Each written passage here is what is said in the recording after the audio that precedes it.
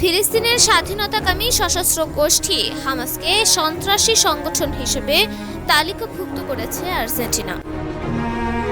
সঙ্গে গোষ্ঠীটির সব আর্থিক সম্পদ ফ্রিজ করার নির্দেশও দিয়েছে দেশটি। শনিবার এক প্রতিবেদনে এ তথ্য জানিয়েছে কাতার ভিত্তিক সংবাদ মাধ্যম আল জাজিরা। দখলদার ইসরায়েল ও যুক্তরাষ্ট্রের সঙ্গে সুসম্পর্ক গড়ার অংশ হিসেবে হামাসকে সন্ত্রাসী সংগঠন হিসেবে ঘোষণা করেছে আর্জেন্টিনার প্রেসিডেন্ট জাভিয়ার মিলেই।